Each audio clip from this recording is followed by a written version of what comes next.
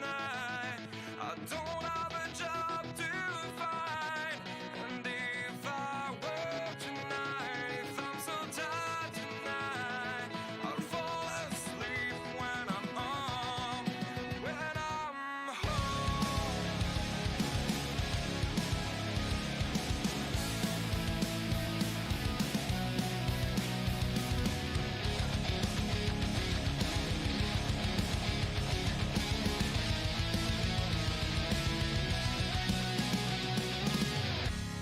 I was just so far from here, focused on my own way, with a never looking back to those who lived in fear.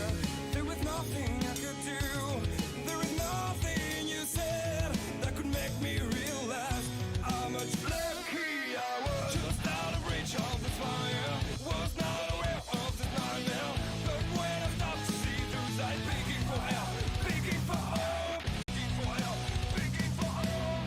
Just need to open my eyes now, to try to change them to sunshine, to be someone among other. I've got to try. If I bleed tonight, if I am sad tonight, I don't have a job to find.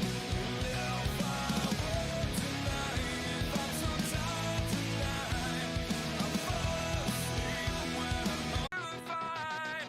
And if I were tonight, if I'm so tired tonight, I'll fall asleep when I'm home, when I'm home.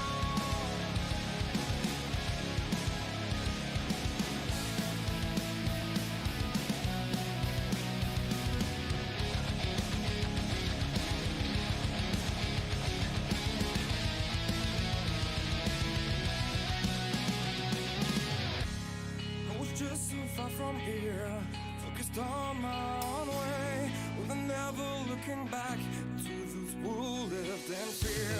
There was nothing I could do, there is nothing you said that could make me realize how much lucky I was. Just out of reach of the fire, was not aware of this nightmare, but when I stopped to see through sight, begging for help, begging for hope.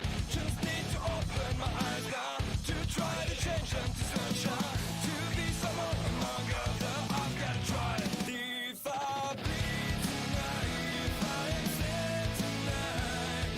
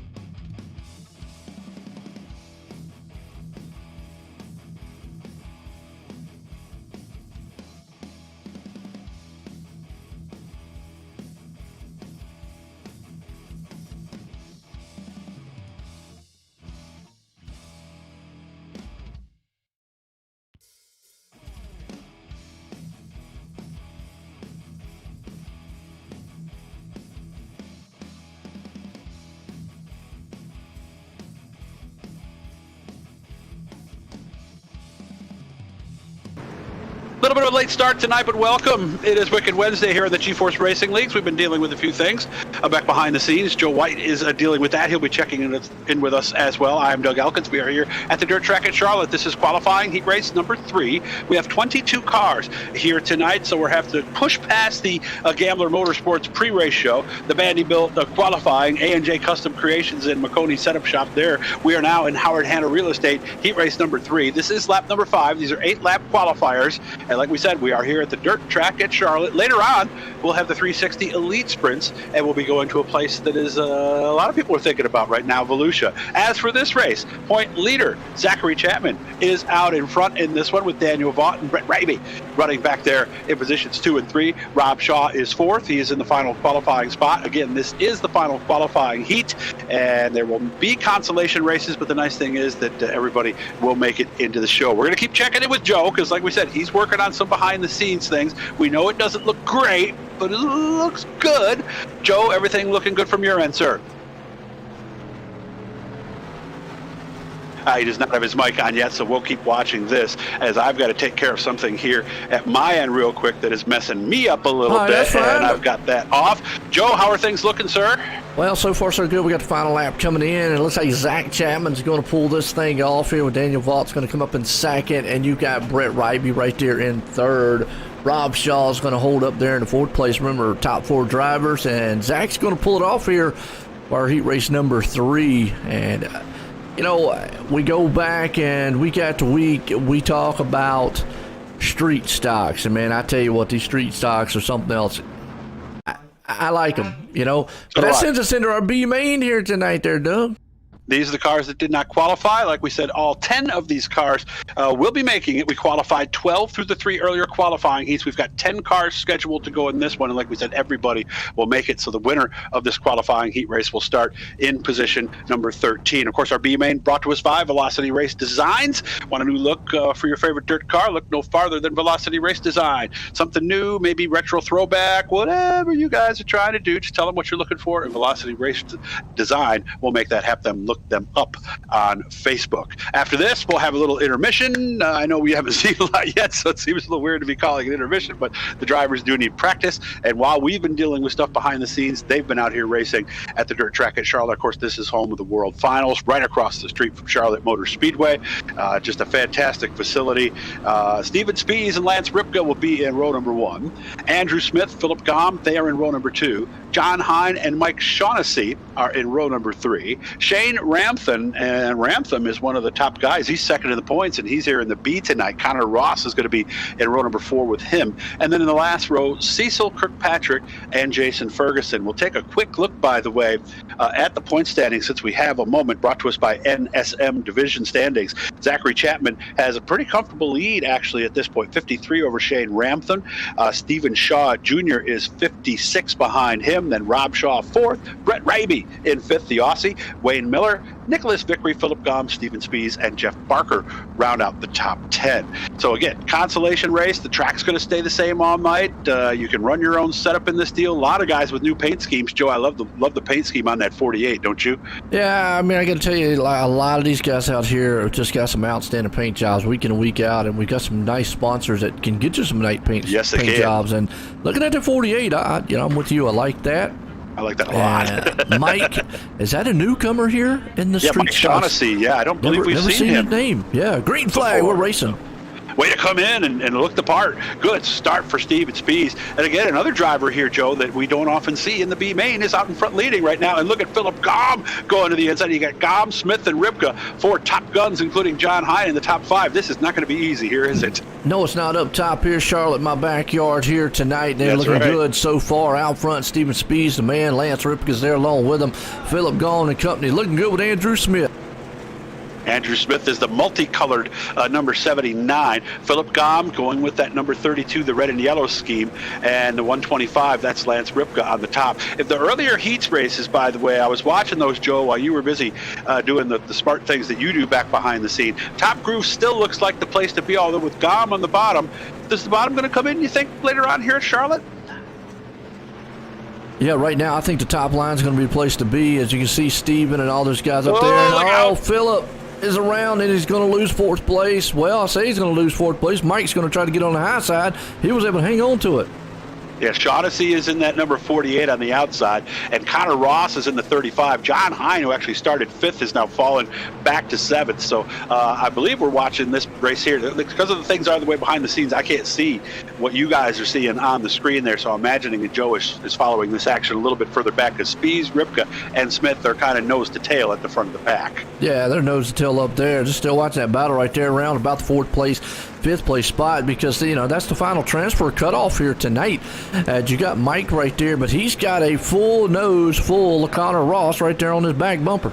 He does, and nice job by Philip Gom here, pulling away a little bit, because they were about to race right by him, and remember, he got a little bit sideways just a few laps ago. Connor Ross, the 35, going to try to get to the inside of Shaughnessy, as just ahead of them, I'm noticing Andrew Smith is taking a peek to the inside of Ripka. I think the bottom might be starting to come around here, Joe, as we've got 4 laps left to go here in this B main. Top 3 still taking that high lane. We'll see what Phillip wants to do. He's up there on that top side cushion along there with Connor Ross, who makes the pass over with it, and he's bringing Cecil along with him. I hope I said that right. And then Mike is falling back to 7th. Yeah, Cecil. Yeah. Kirkpatrick right there sitting in 6th. So everybody right now is kind of single file. And, you know, I'm not really sure on how this track could, is as far as if it's going to pretty much play into be a single file type of thing or one groove style track. We've seen that a couple times in past where during the heat races, Constellations, yeah, it's one groove, but then in the feature, it all of a sudden just changes straight to the other groove.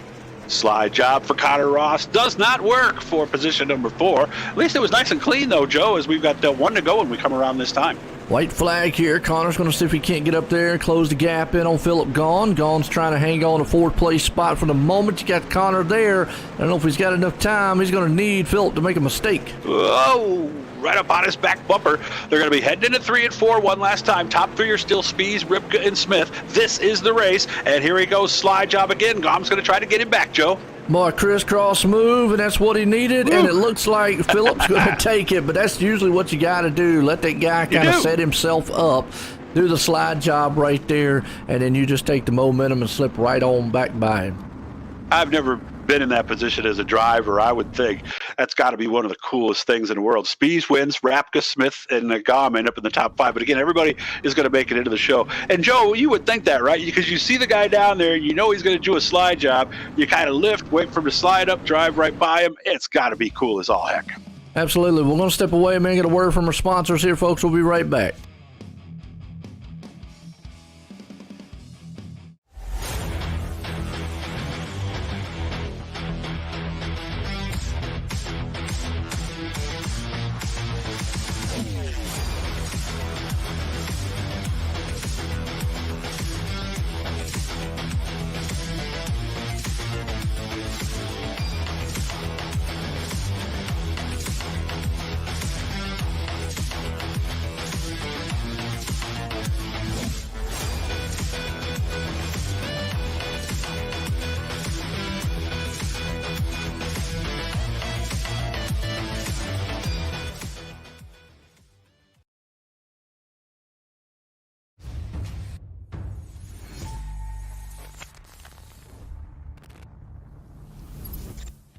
At McConey Setup Shop, we offer custom-built setups for any asphalt oval car.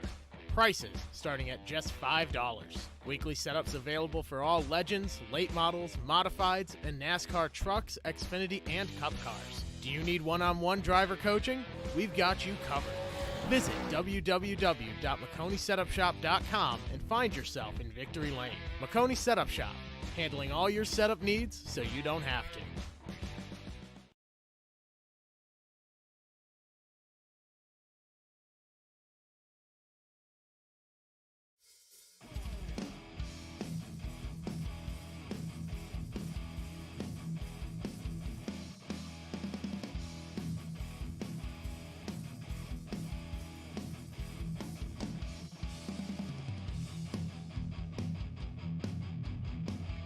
We are back here, checking things out behind the scenes. We are Doug Elkins, Joe White with you. I'm the guy who talks. Joe does everything else behind the scenes.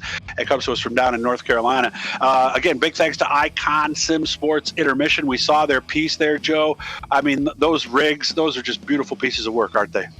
They are. And I've always said, it's something special about it. I mean, because obviously there's a multitude of companies out there that do rigs and stuff, and all the like. Sky's the limit on what you want to pay, to get it. But That's true. I do like about Icon is the one thing I like about them is the fact that they will build to you. They your size, shape, or whatever, and they'll customize that thing to you. That's the big thing, because Joe's a lot taller than me, and I've got a lot more around the middle section than Joe. So the nice thing is that it's kind of almost like buying a race suit, right, Joe? You can tell them the size, they'll build it right to you. We haven't figured out which one of the rigs we want yet, though, right, Joe? I kind of like the one with the 3 screens set up on it. I think that'd be the one that I would go. But make sure to look them up, iconsimsports.com, and pick your rig. And also the other ad we saw, we didn't pick up the action from Heat 2, McConey's Setup Shop, and you actually know these guys, Joe. Yeah, Jeff McConey, I've seen him go from, he was in the booth with me all last year, and I seen him actually start up McConey's Setup Shop. And the one thing that makes him stand out from the others, because it's just like it with the leagues and the broadcast and iRacing, there's a multitude of setup shops that have popped up. But the number one thing that makes him set out above all the others out there is the fact that he is the only LLC one there. So that kind of gives you a little peace of mind in the back there of going, okay, if I buy a setup from these guys, they're not just going to take my money, run off, and say, well, you're stuck. No, they're going to personalize and help you out, get with you to try to personalize that setup to you, because, not one setup is for everybody. You can get a baseline and go from there, but they do more personalized and so forth and so on, and plus they give the updates and all. So it's interesting. I've seen him go from that, obviously, Jeff McConey there, studying to be an engineer in school. He actually graduated, I think, this year. I've talked to him again, and if nothing goes wrong, he will be back in the booth with me again on Sunday night. So that'll be kind of cool. And still, so he shuffles around a lot of things on his plate that is really neat to see with him. So I always say, run on over to Icon, get your sim rig, pick up whatever computer and wheel you want, because there's a multitude of those out there, and then run down over to McConey Setup Shop, check them out on Facebook out there, get your setups, and then come on iRacing here and then go racing. And, of course, Supreme Sim Racing is the premier sponsor of the 2Ws Plumbing Street Stock A Division, which is what we're doing tonight. Look for SSR when you're looking for some league racing and things like that, because basically what they do is they kind of cherry pick from guys. And, boy, how nice would that be to get a message from SSR and tell them that they want you on your team. One way to do that, get noticed, and make sure to look for them and race with them. Also, we want to say A&J Custom Creations. They do all the plaques and everything. They were the folks that sponsored qualifying heat race number 1, and they are gridding up for feature time here, Joe. You ready? Feature time, boy. I tell you what, like you said, street stocks here tonight. Going to be a good one at Charlotte Motor Speedway, which it is right across the street. It's actually the dirt track. Little insight before we go to grid is the dirt track actually sits in between the drag strip and the actual the super speed. If you look here with this overhead shot, folks, online, if you see it on the stream right there, if you look over towards your right side, you see the 2 roads going down there. Oh yeah. Across from those roads is actually the speedway, and then on the other side, the left side, is actually the drag strip. So that's kind of give you a little insight of what that is. Yeah, and you can see another grandstand actually behind 3 and 4, depending on the angles that we have. So again, we are ready. What was that, Joe? I said sure. Yeah. Now, here we go. Lineup time. Troy P. Stewart. He won the first qualifying heat. Stephen Shaw Jr. won qualifier number 2. That's why they're up front. Zach Chapman and Dan McLaren in row number 2. Another new guy. And hey, McLaren, there's a good racing name. Nicholas Vickery and Daniel Vaught in row 3. Kyle Parker, Jack Hitt in row 4. Brett Raby, the Aussie, and Stephen Shaw Sr. are in row 5. Ron Snyder, Rob Shaw, row 6. Stephen Spees, Lance Ripka, row 7. Andrew Smith and Philip Gomer in row 8. Connor Ross and Cecil Kirkpatrick. We're in the B main cars now, by the way. Row 9, Mike Shaughnessy, John Hine, row 10. And the last row will be Shane Ramtham, who came in tonight second in points, so he needs to get moving here. Jason Ferguson will be his partner. And there are drops and things, Joe, so you can't sit there if you're Shane, for example, and say, oh my God, I'm 21st, this is going to kill your season, because this might be your drop, right? It is, and here's the thing with this track. We've already seen the high lane be the most dominant lane here tonight. and it seems like it's going to be a very tough place to pass. I think track position is going to be keen. So Yes. if you're back here in 13th, I'm going to say even 10th on back, it's probably going to be a hard charge to get to the front. Now, with that said, obviously guys in front of you can have bad night, but I feel like seeing somebody coming just driving through the field, I'm not saying they can't, but I think it's going to be an uphill battle for them too. As we're getting set to go green flag, like I said, Troy Stewart out front, Steve Shaw's there, Zach Chapman and company. Green flag, we're racing. Of course, they're all going to try to get to Epsilon Sprint Rack Victory Lane. We'll be keeping our eyes on the 2Ws Plumbing Hard Charger Special Award there. And Malcolm Mills will be bringing us all the replays. Good start on the outside for Stephen Shaw as he is up now in the lead, and also watching the 00 of Nicholas Vickery on the bottom. 3 wide, they go up front. Man, they're 3 wide up front. They're 3 wide behind them there. You got Steve Shaw right there battling it out. You've got him and the 720 machine there in the middle. Troy down low, and it looks like Zach Chapman's taking the high side. They're trying to get away from each other. All those 3 won their qualifying heats earlier. Chapman, the blue 720, he is the point leader, and he is now in the lead as we complete lap number 2. Not seeing anybody utilize the low line yet. We'll have to see if that comes into play as later on. You see Nicholas Vickery right down there trying to see what he can do. You got Troy's Kyle down Parker. there too, Yeah, Troy, Kyle Parker, Dan McLaren there along with him. Zach Chapman still a man out front. And a lot of guys just getting up there and they cushion in the wall behind them. Yeah, they are. And it looks like, they're still 2 by 2 back there, like 6, 7, 8, 9. This looks like they're on the initial lap here. I noticed Chapman's kind of looking around a little bit, Joe, and that's probably a smart thing to do when you're out front like that. It is. I would say if you don't have anybody coming up on your back end, you're not kind of, closing in on you whatnot, because actually the battle's heating up for second between Troy Stewart there and Steve Shaw. Why not search around, see what the thing is? You just never know if that bottom line's going to come in, or we've heard it time and time again. Maybe the top lane slick off and the bottom lane comes in. But right now, I'm going to tell you what. Look out, Kyle. I don't know who that was. Kyle came flying in there, put a slider, and he just doored him coming into the middle. That was actually Steve Shaw Jr. He dropped back. We got cars wrecking in the back. Brett the Whiteby. Oreo car is around. Stephen Shaw Sr. And we got somebody cutting through the infield. That's Dan McLaren in the 89. He was one of the cars working the bottom. So we're under our first caution. Philip A nice Gone. little 6-lap run there. Let's go back here. I know Philip Gone was involved when it actually started in front of him. Jane Rantham was another car. And let's see who else. There was a couple other ones there. Brett Ryby, unfortunately, was involved. Brett Ryby was the one that actually, he went end over end. Folks, watch this again. He actually caught the wall. 180 got him. And next thing you know, he's just getting knocked around like a ping pong ball. And he's on his hood, and wow, and that's just not the best way to make it around the track. Wow, that was a tough wreck right there. I got a different computer I'm watching on at the other side of the room, so I just shifted over there so I could see that. But like we were saying, that's what happens when you're starting 18th, 19th, 20th and trying to make up ground, right, Joe? Absolutely, and right now we're looking pretty good. So guys out front, they were 2 and 3 wide right there for a little while, but you still got these guys here, the 23 laps to go in it, though. Zach Chapman has led from the drop of the green here.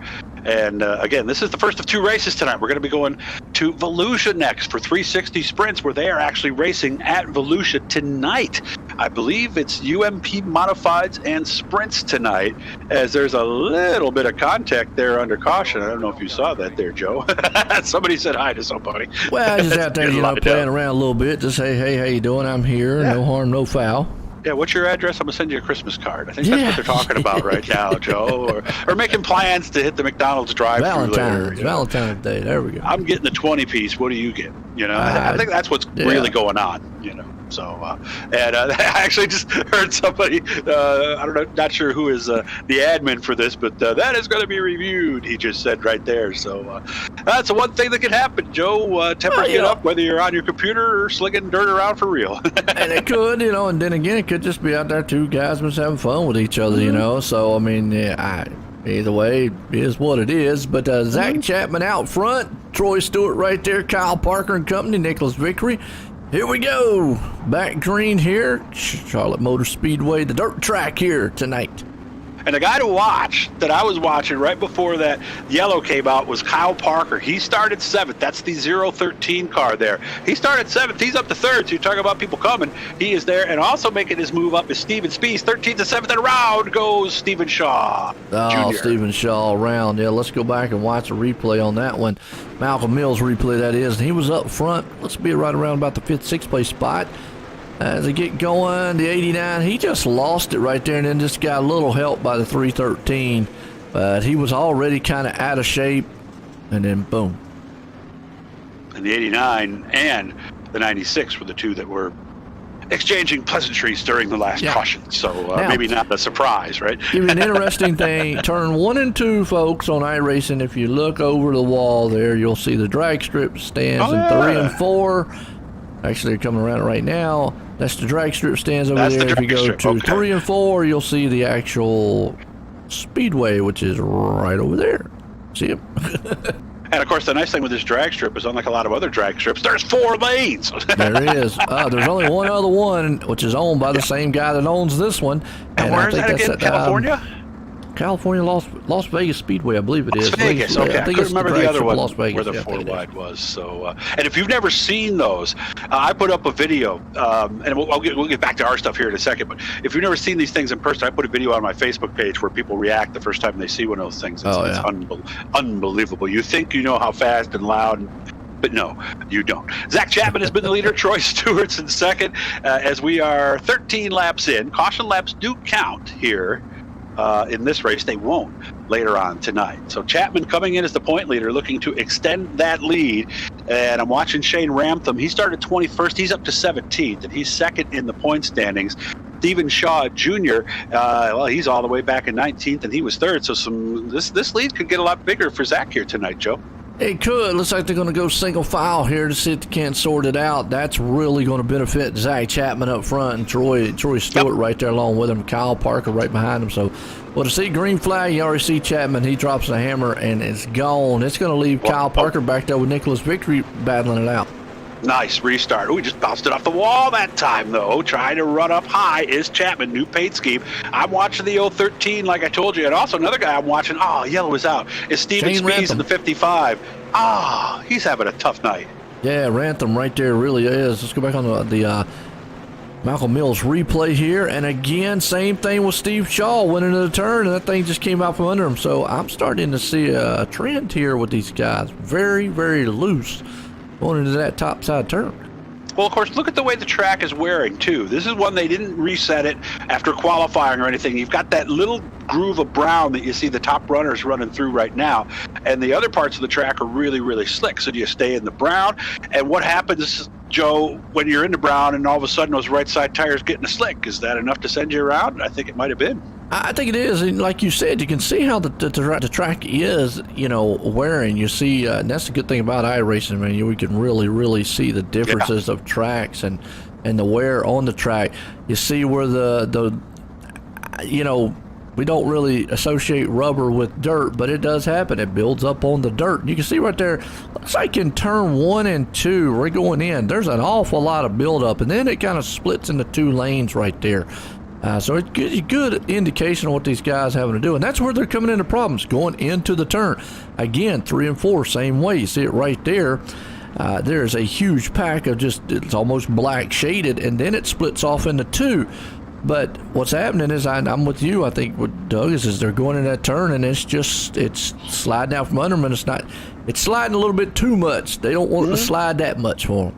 Yeah, they have grip for a second, and then they don't. And if your right foot is maybe a little bit too far down, or the steering wheel's a little too far cranked to the left, around you go. Restarts. This is where Chapman has been excelling, and he got another really good start here. And you can see the 013 of Parker trying to get to the inside of Stewart. By the way, our hard charger so far, our 2Ws Plumbing hard charger, would be Steven Spies, 13th to 6th. Yeah, right now, good battle between here with the 2nd, 3rd, 4th place. You've got Kyle Parker just all over the back end of Troy Stewart, but you got Nicholas Victory right there along with him. Steven Spies going to try to see if he can't go somewhere here. He's on the high side, and he's down low. First person has traveled down that low side. Then you got Dan up high, so we got a slew of machines up high.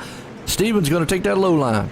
Yeah, I think he just got by McLaren that time, so that would move him up into 5th place. Next in line would be the 0-0 Vickery. And as you see him go by guys, this is what I love. You can see the guys he's passing now, they're going down and trying it too. So here's that transitional time that I love about dirt racing. Yeah, right now, still, I'm going to tell you what, Kyle Parker's giving old Troy Stewart up there all he can handle, but it's still a side-by-side duel back here around. Slide job there for the Oreo machine. That's going to bring Steve Shaw up there into the mix. And again, if it is slick going into the turns, why not go down low? That way it'll keep you off that high groove and let that car kind of just drift up the track. We've seen him battle up front here between the second places. Right now, Zach Chapman's loving what he's seeing in his rearview mirror. He says, boys, y'all just battle it out. Yeah, we got 4 cars under a blanket. Meanwhile, Zach Chapman out to a 1.5 second lead.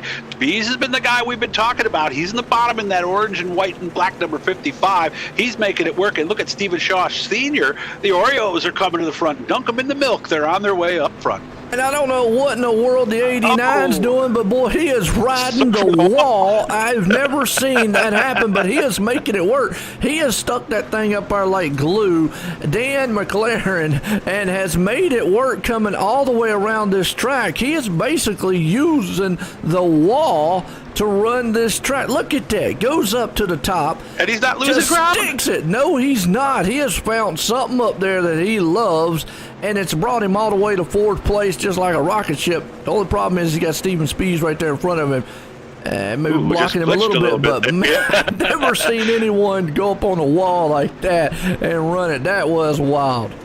And that reminds me of the old dirt track racing days. I remember dirt track racing back in the late 90s, early 2000s. They had a track, Knox Hill. It was a glitch in the program.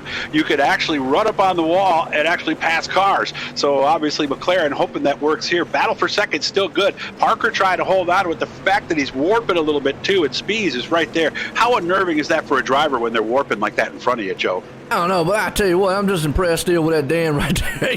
Too. Steve Shaw, though, right down there below him is still holding his own on the low line, kind of middle lane, but Dan is pushing everything he's got up on that cushion side. So definitely a good battle here around about the 4th place spot. As the meantime, Steven Spees has moved out. You got to go behind them. You got Jack Hitt and Troy Stewart. And Troy Stewart, remember just a few minutes ago, was up front. He has fallen off the pace drastically. Yeah, getting past here right now for position number 7, so put him back to 8th. And now, contact behind him. This Rob Shaw. That puts him around. Rob Shaw came out, got a little loose, hit old Troy Stewart, sent him through the grass. Caution's out. We watched that one live. Yes, we did. He was just getting ready to get past. I don't know if he checked up or if maybe Stewart had a better run into the corner or something, but man, they went around, and now we're going to end up extending this race, and we'll keep watching the lap counter here at this end. Malcolm Mills, of course, bringing us all the replays. They're a full-service millwrighting contractor right up in Oakland, Ontario, Canada, so make sure to support these businesses that support iRacing and the stuff that you love, all right, because that's why they're doing this. They want some business from you guys, so make sure to do that, okay? 2W's Plumbing doing our hard charger. As of right now, it would be Steven Spees, 13th to 3rd. We were running about past, and Joe, he's picked up 10 spots. Stephen Shaw Sr., the Oreo 54, he's picked up 6 spots. Got to give those guys a lot of credit, Joe.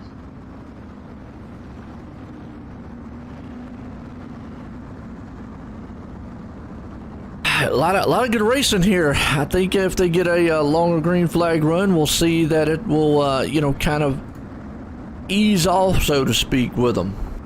Of course, the only long run they're going to get this time is going to be 2 because they're going to get the green, white, checkered here. So this will end up, I believe, let me see, they'll go green next time, so it'll end up being 33 laps. So if they go green, then come around and get the white, and I'm going to let Joe use his line here that he always does. Once they take the white, Joe, anything goes, or how does it go? I tell you what, they can kill themselves out there on the track. It won't matter at that point. Nope. But like you just said, it's a little different here. That they will get a full 3 laps in here. Here we go, Zach Chapman and company up front.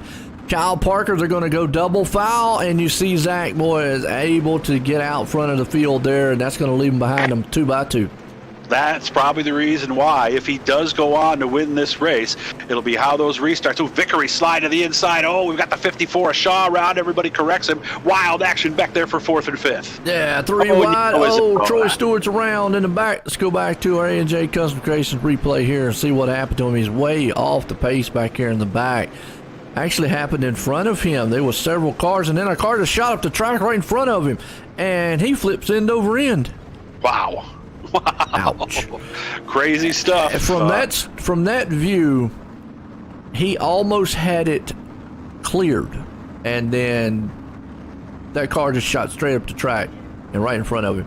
That's just one of the old things about racing. You know, you think I got it clear. Next thing you know, bam, where'd he come from? And of course, anytime you check up a little bit like that, or like you see a wreck happening in front of you and you lift or get on the brakes, the people behind you don't see it, and bam, you know, there's just so many ways that wrecks can happen. It's going to end up being 36 now, so this will be the same deal. They'll get the green. If they go around and take the white, it'll be a complete race, and no matter what happens on the last lap, we will see a checkered flag. So once again, extending this street stock race here, the SSR street stock race, brought to us by the good folks at 2W's Plumbing. Absolutely. Here we go. Getting set to go green flag here tonight. As it's all Zach Chapman out front. He's looking to see if he can't put this thing in victory lane. And it's frustrating when you're leading like that and cautions keep happening behind you. There's not many worse feelings than something about that. Actually, Troy said something on here. Can we do something about the excessive wall riding? But as long as it works, Joe, right? You're going to get up there and try it, aren't you? I mean, hey, find something that works, stick to it. I mean, as long as you're not out there killing people on the track. You know, I don't know what the moral ethics behind it or anything like that, if it's a word, but nonetheless, it's working for him. We'll have to see, and you already see Steve Shaw trying to get a jump back there on Nicholas Vickery, and Zach Chapman does get a great start, but Steve Shaw's up to fourth right now. He knows time's running out. He's got to get up there if he wants to get a top three. And Vickery just slid around the outside of him to take that fourth position, and big crash in the back. Yeah, but that's a big one, and that's Ron Snyder upside down. Go back and see it started with the John Hine and Company. Now, yeah, it was a big one back there. And boom, he got flipped end over end. We've seen a lot of cars get flipped end over end here. Let's see. Right into the infield, another thing we don't see much. Here's the thing. It's saying checkered flag, so I'm feeling that this race is over. I think what has happened here is... Yeah, you're right. They got to the, and I apologize, folks, for probably like, well, Joe, what, you know, I think what has happened here, because we don't have a technical green-white checkered scenario in dirt. Dirt really just holds it up, but that was just a perfect timed caution and white flag. They must have hit the white flag as soon as that wreck happened, and it went on around. Kyle Parker's going to come home in second. Steve Shaw Jr. is going to be right there in third. So, wow, to this one there, as these guys, man, hey, they put it on the line here tonight. Yeah, I'm showing Chapman with the win, Parker second, Steven Spies third. And Spies, of course, would be our 2W's Plumbing hard charger. This is the first time. So is it Spies because it's saying Shaw on my end over here? So is mine it Spies? Mine is saying Spies. Okay. And I'm watching through the actual sim. So we'll I tell you what, whoever they put up in the waiting room, we'll say is the third place. How's that? And that's what it's kind of unique how that caution failed, Doug, or how that whole transpired there, because obviously on the asphalt side there's a green-white checker. If that would have happened, the caution would have had to come out before the white flag. If the white flag would have flown, no. Or it depends on the league. If they only had, let's say, 2 attempts at a green-white checkered, and that was the second attempt, and a caution came out before the white flag, then the race would have been officially over with at that point. But it's different on the dirt side. But we'll just see who they put up here in third place. We'll let them kind of dictate that here in the league. I see Spies in the victory lane photo. So okay, all right.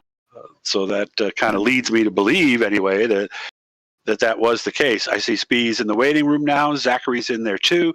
We'll be chatting, of course, with everybody in Epsilon Sprint Wraps Victory Lane. Remember, they do tailor-made graphics and logos to fit your personal taste. They want realistic stuff. You're going to look, I love this too, you're going to look like you drove right off your local dirt track, right out of the iRacing platform. Champions choose Epsilon Sprint Wraps. So congratulations to everybody who made it in to Epsilon Sprint Wraps Victory Lane tonight. We're waiting on one more driver to get in the waiting room. Third place, man. Steven Spies here. Let's get a word with him.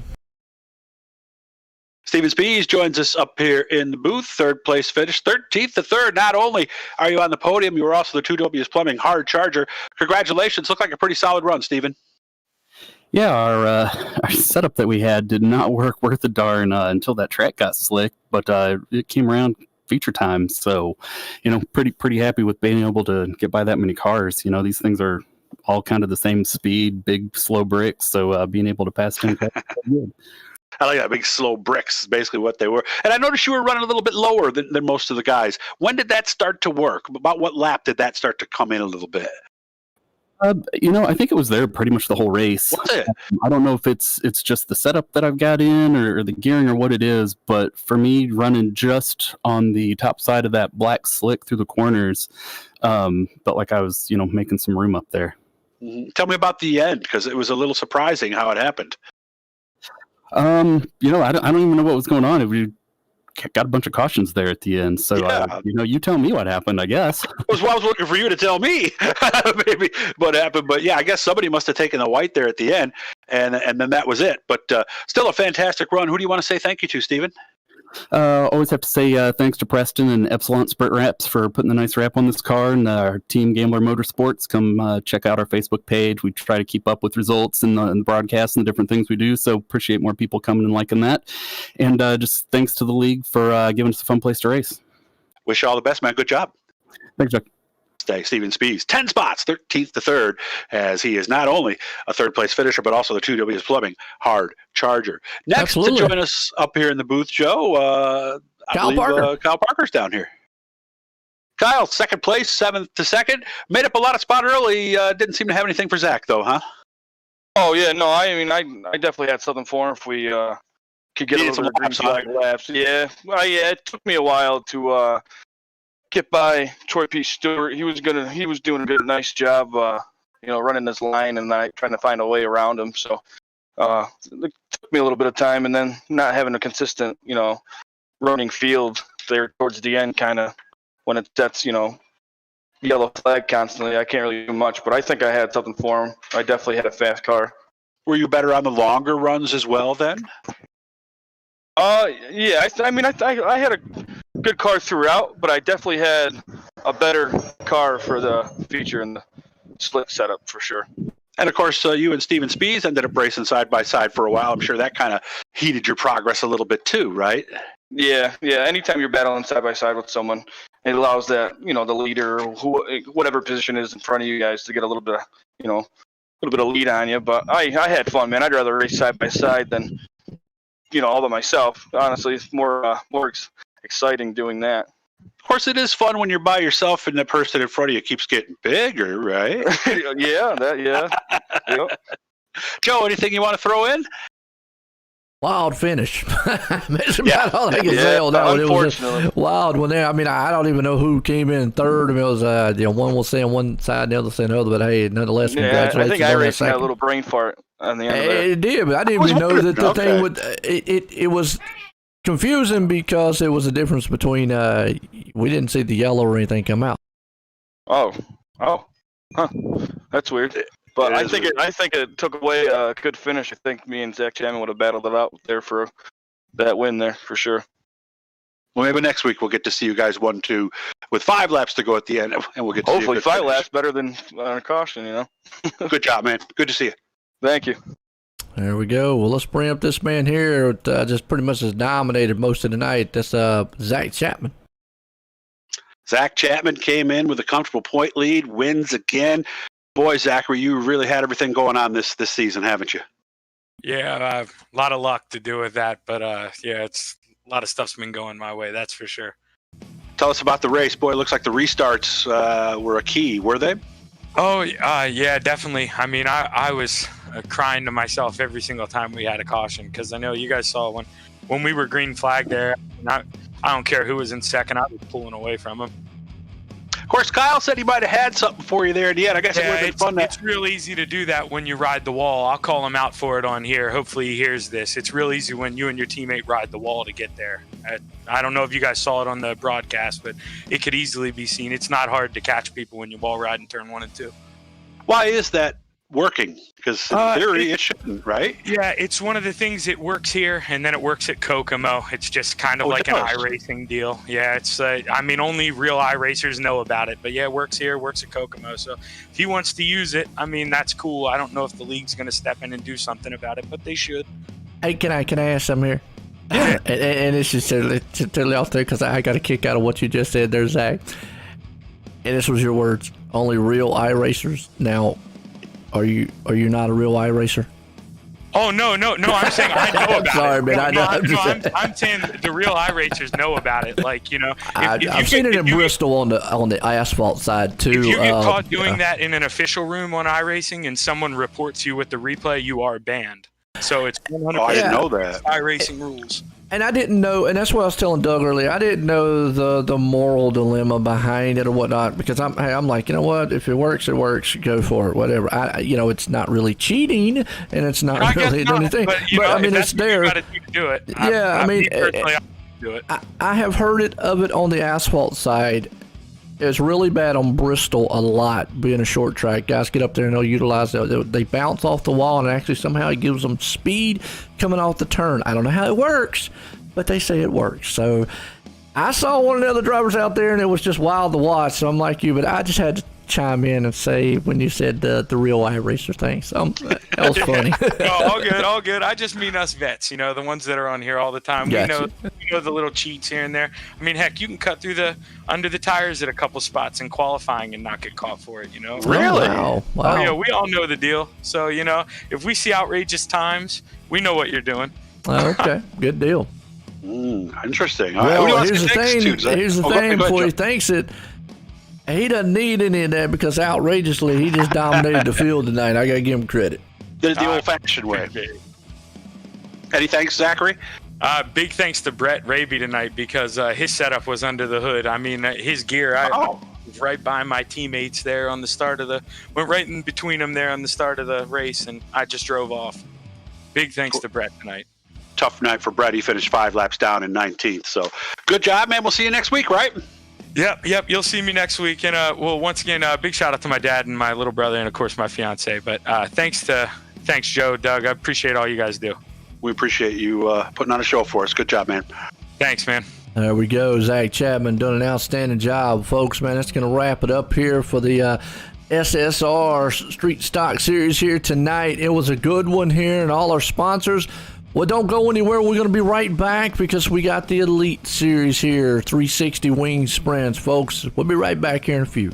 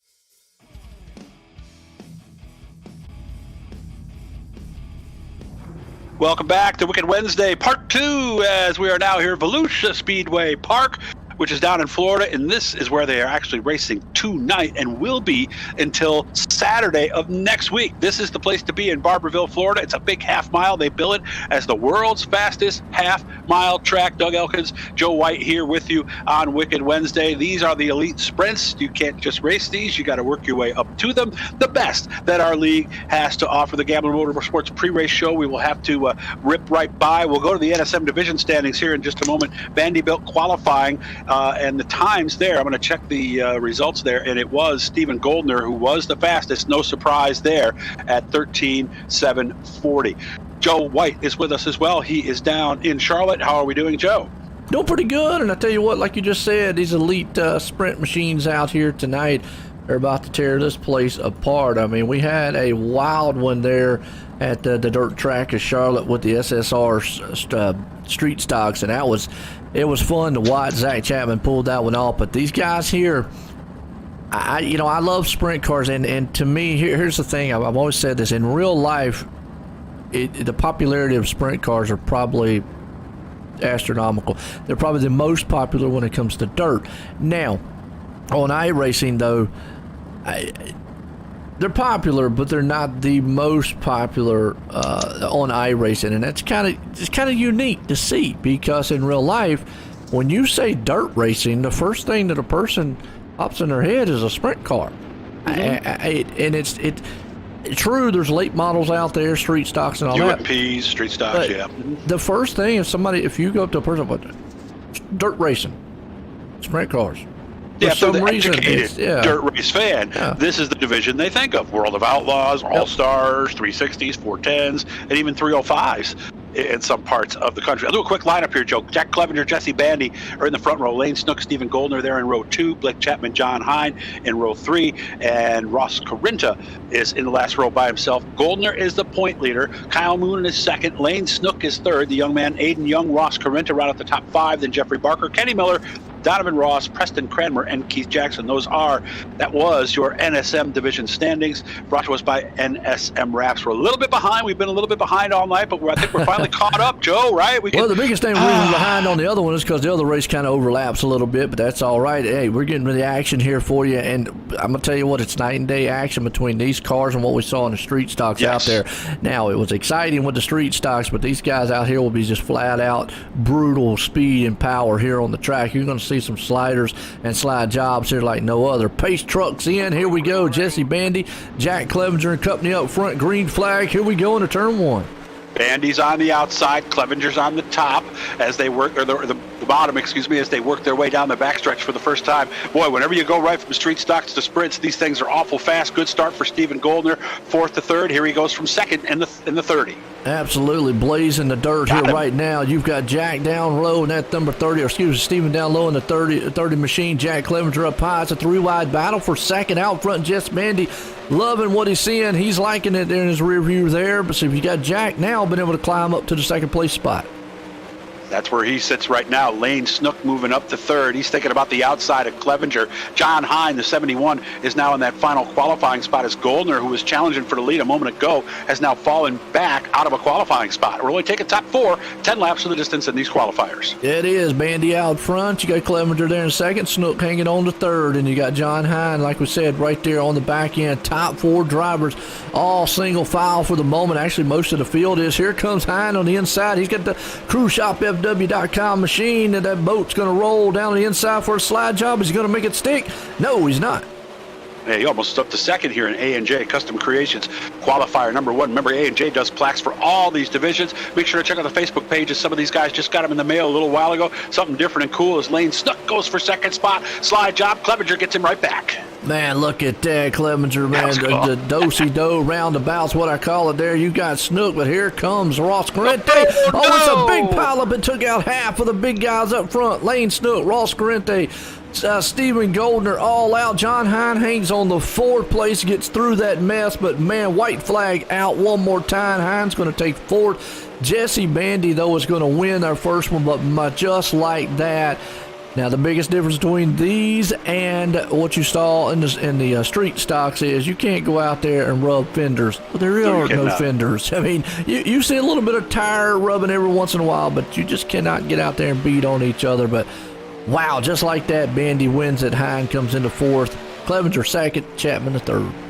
And all those guys, Stephen Goldner, a lot of good cars are going to be ended up in the consolation races. That big crash really did mess things up there in qualifying heat race number 1. Heat number 2 brought to us by McConey's Setup Shop. You're going to see a nice video on McConey's Setup Shop during our intermission. So basically what they do is if you're like Joe and myself, right? Joe, we don't know what to do when it comes to setups and all this kind of stuff, but the good folks at McConey do. So, well, even in asphalt, I think we could still use somebody who really knows what they're doing. So make sure to look them up. We're going to talk more about them later. Qualifying heat race number 2 on the track. Preston Cranmer and Donovan Ross are in the front row. Aiden Young, Jason Randolph are in row number 2. Connor Ross and Keith Jackson are in row number 3, and Robert Satterfield is at the back of the pack. 20 cars. So the good news there, Joe, is everybody's going to get to go to the show tonight, and nice. We're always happy about that.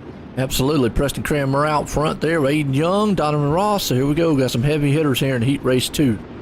And, of course, the big thing there is, yeah, you'd like to have 40 cars, but then you're sending 16 home, and that's not a good long-term plan. So you're better off in a situation like this where drivers show up. They know they're going to get to race, and this, like we said, is McConey's Setup Shop qualifier number 2. Make sure to check out the action from Volusia, too. As we see, this week it's late models and sprints and UMPs. And then next week, it's going to be late models and or modified. So for some of you who maybe don't know about the modified, you've only seen them on here, well, a chance to watch them from down in Volusia and see them for real. All of their big blocks exclusively next week down in Volusia. Oh, I tell you what, Preston Cranmer looking good. Donovan Ross and Aiden Young right there. Fastest qualifier was Jason Randolph at 13.774. And when they talk about fastest half mile, 13 seconds, those are laps you run at a third mile. So they really are right. This is an amazingly fast track for being as big as it is, Joe. A nice thing I get from my end, because I'm watching through the sim, is I get to hear the race director telling everybody tighten up, have a nice, good race. Green flag is out as they come off of turn 4. Preston Cranmer, Donovan Ross gets a little bit better start. He'll peek out in front as they work their way down the backstretch. Yeah, it is. Got Donovan Ross out front. He's going to hang on to it. Preston Cranmer falls to second. Aiden Young there in third. Jason Randolph, is that right? Randolph, yep. Randolph, actually. And Keith Jackson, still, his name just still sounds just like a country music singer. See, as a college football fan, I think of the Keith Jackson who used to announce college football. As we're watching the race for third start to heat up, Randolph's taking a peek to the inside of Aiden Young as Ross is trying to stay away from Cranmer, but Cranmer's moving up the track. He's going to go for the lead.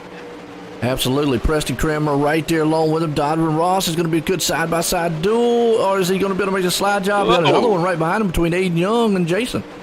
Nice move there by Cranmer. He is now out in front. We haven't talked to him in Victory Lane in quite some time, so you know he'd love to make it in here tonight. Cranmer came in 9th in the point standings in this elite division, brought to us, of course, by Oswego Speedway Race Source. Halfway home, 4 in, 4 to go. That's it, and you still got your top 3 guys kind of single file right now. The battle's on. I'm going to say right around them, behind them, with Robert Scatterfield and Keith Jackson right there trying to duke it out.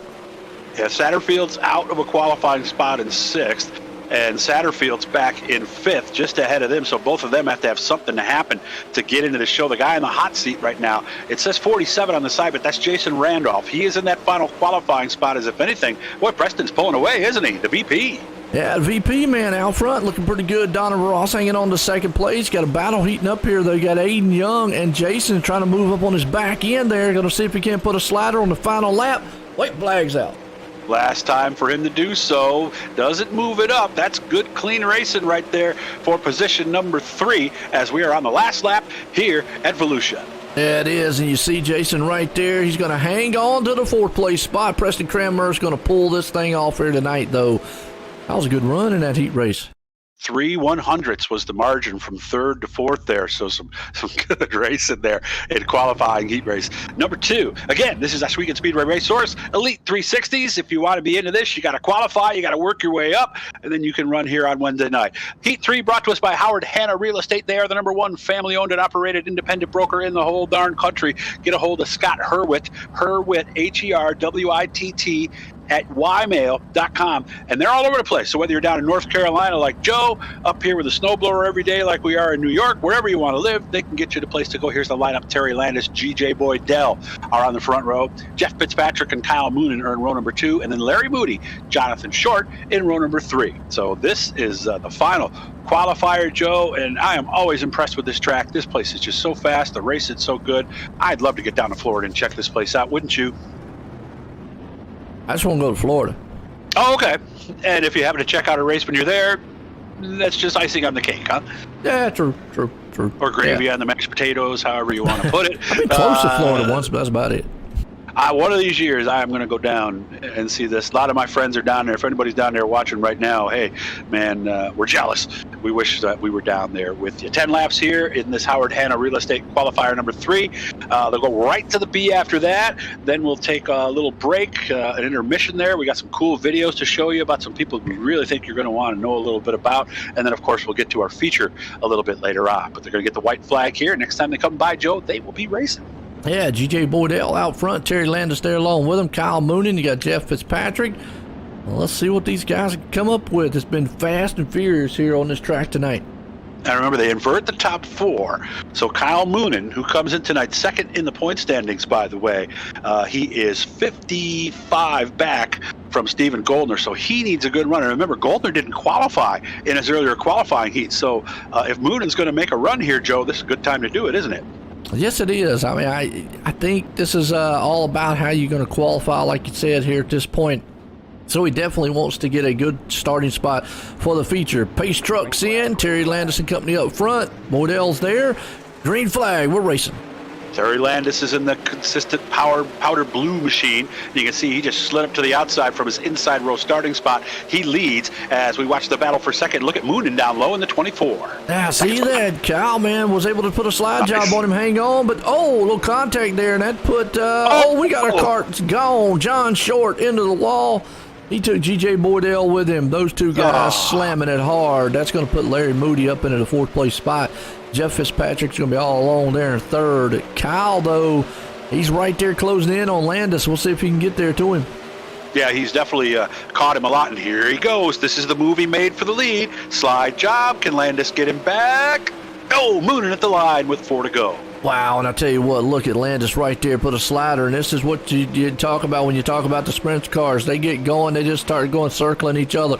Another slide job right there by Kyle on the inside. Here comes Jeff Fitzpatrick. He's moving in, 3-car battle up front. Yeah, Fitzpatrick, I thought, was going to get into the back there of Landis. Landis went a little wide out of the corner. That's going to open up the inside for Fitzpatrick. Yeah, it is. He's going to put a slider on him. Is he going to middle stick? Looks like he did. Is he going to middle cross him over? Terry, no, not right now. He's going to hang on to the 3rd place spot. Jeff is up to 1st, but Kyle Moon is the man out front. Oh, and Landis was trying to set up a slide job there. I don't know if he got on the gas a little too quickly coming out, but the tail end came around on him, and he's got a lot of room now between himself and 2nd place Jeff Fitzpatrick. 2 laps to go. They got a slower car out in front of the leaders here, too. Yeah, we'll see, though. Can Jeff do anything? He's closing in on him right now, trying to reel him in, and that lap car's going to hang down. White flag one more time. He's got 2 more turns to get it done. We'll see what happens. That was Boydell. Did a nice job there by Greg, too, staying out of the way. So he's got one more shot here in 3 and 4. The checkered flag is waving. It's going to be Moonen with the win. Yep. Larry Moody's going to come home in 4th. Landis in 3rd. Jeff's going to come home in 2nd. Kyle's going to bring it home here. And I don't think Fitzpatrick is too upset about that, to be quite honest with you. I mean, he had a shot at the leader. I would imagine if you looked at the lap times, they got to be pretty close. So I'm sure he learned something there. Could be a factor later on. It is B-Main time. This brought to us by Velocity Race Designs. Looking for one of the cool looks on these cars, because the one I drive, Joe, is white. It's got a number on the side of it, and that's it. So if you want something that looks a little cooler than what I bring to the racetrack, get a hold of Velocity Race Design. Come up with something real nice and cool. Or if you're something retro or maybe something from the track you go to every week, they can do that too. Velocity Race Design has you covered. Look them up on Facebook and order yourself a custom paint design today. Do it now, Joe. Yeah, Do it. If you go on OSR Network on Facebook page and look at my top picture, I'll just leave it at that. Go look at that top picture. A guy actually did that. Oh, yeah. And he was like, here, I did this. Check it out. And I was like, that's kind of cool. Yeah. Nice. I'll have to do that. Here's our lineup for the B. Nice thing, like we said, everybody's going to get in. Okay. Winner, this is going to start 13th. Last place car is going to start 20th. So not the drama you get sometimes, but a good chance to try a setup maybe, see if it works, try some different lines. Stephen Goldner, who comes in tonight as the point leader, he's on the pole with Robert Satterfield. So he really needs to have a good, clean run here and start 13th. GJ Boydell, Ross Carrenta there in row 2. Keith Jackson, Jonathan Short in row 3. And then Lane Snook and Connor Ross in row 4. Always a theme here, Joe. There's always a lot of good drivers in these B mains. They are. So here we go. When the set, the good thing is these guys know they're going to be able to go to the features. That's kind of a practice type of thing here to see how the track is and how they want to feel this thing out, because it is an open setup. So get your setups right, see how it works for you here. But Stephen Goldner, but then again, it also is about that qualifying position. You want to get the best qualifying you possibly can. That's right, because every car you pass here is one less car that you have to pass in the A main later on. Goldner, he tends to be a bottom feeder, so you would like to think that he likes that inside starting spot. The pace truck's going to disappear from the clay, and we are racing in the 10-lap B main. Stephen Goldner out front, Robert Scatterfield there beside of him, and you got GJ Boydell down low, along with old Ross Carrente. They're 3 wide back there. Wow, 3 wide for 4th. The car in the bottom is Keith Jackson trying to make that work, getting all the way down. Boy, that's got to be intimidating, being low coming off the wall and seeing that barrel right there as Goldner leads. It's easy to pop out there and snap you just a little bit. 2 top cars right there. Goldner and Scatterfield, they are getting out of here. Still battle on back here to the back with Lane Snook, GJ Boydell and company. Lane Snook, of course, the young man does a lot of karting, cage and without that. So he uses this to stay sharp, although he actually says it kind of hurts him a little bit when he gets into the real car. He's sitting right there in 5th. Everybody kind of single file. Not surprised here, Joe, because you really don't want to do anything silly in this B main, do you? No, and now's the time to kind of experiment on what lane you want to use. We've seen all night long the high lane's been the place to be, but we have seen some passes happen down low. It's been some quick, slide jobs, a lot of really quick ones there down low, so nobody's really like run down low, so to speak. But right now, like I said, Lane Snook hanging on to 5th. You got John Short there in the 4th place. He's looking about the middle of the track right now. Yes, he is. He's in that 51. Out front, Goldner has about a 3/10 lead. Ross Carrenta's about a second behind him as we look a little bit further back in the action. That 51 is Jonathan Short. He is 4th. And you can see Lane Snook riding up that time, seeing if he can't get a little momentum coming off the corner. He is. And you see Short taking down the low line right there, letting that thing drift up a little bit. Ross Carrente hanging on to the 3rd place. Here comes Snook. He got a run on the high side on him. And you can see Short is kind of mimicking the line of Ross Carrenta that is up in front of him, because Carrenta is about one of the only guys in the top 3 who's moved down. And I think, if anything, that line is allowing him to catch Carrenta just a little bit. It is. You see the Snook right there. It's kind of just tapered off a little bit, but out front is all Stephen Goldner right there. As John Short, he is long gone. Everybody looks just darn dead even up front right now. Nobody can do anything. Yeah, I'm seeing Carrenta take a peek to the inside of Satterfield, but that's about all that he can do. White flag out last lap here in the B main. Here goes Short again, taking a peek to the inside of Carrenta, but with that line, you're really not going to get the run off the corner as the checkered flag is ready. Yeah, and Lane Snook's the one that might come out of 4 here. Let's see if he can shotgun around him. Wait a minute. He did. He got him coming out of 4. Wow. I think Short got off the throttle too soon. Maybe thought he had it there coming out, and wow, just that one position. Well, folks, I'll tell you what, don't go anywhere. We'll be right back here in a few and get a word from our sponsors here, so don't go anywhere.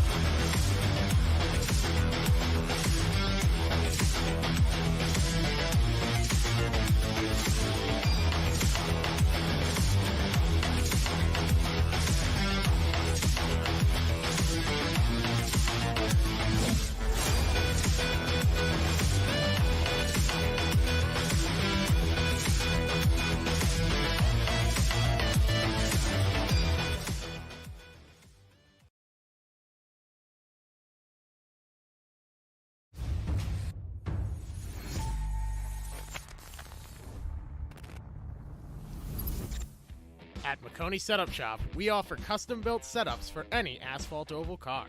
Prices starting at just $5. Weekly setups available for all Legends, late models, modifieds, and NASCAR trucks, Xfinity, and Cup cars. Do you need one-on-one driver coaching? We've got you covered. Visit www.McConeySetupShop.com and find yourself in Victory Lane. McConey Setup Shop, handling all your setup needs so you don't have to.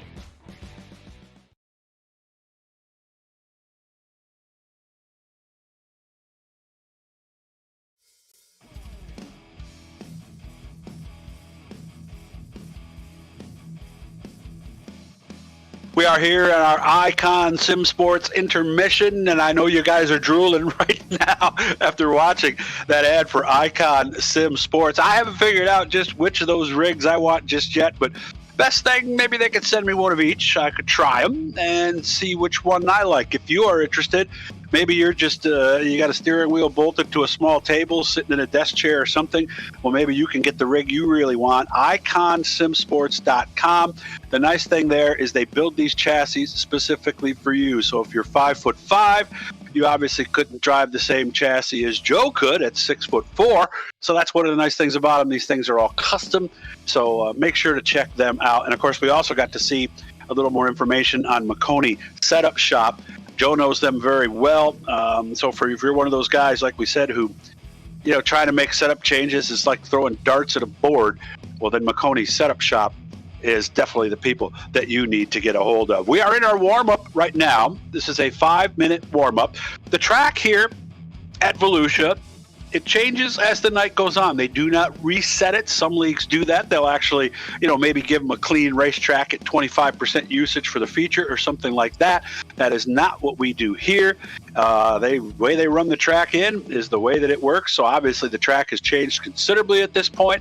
I'm watching some of the drivers out there to see some of the lines that they're running. And a lot of guys are going way down next to the concrete right now.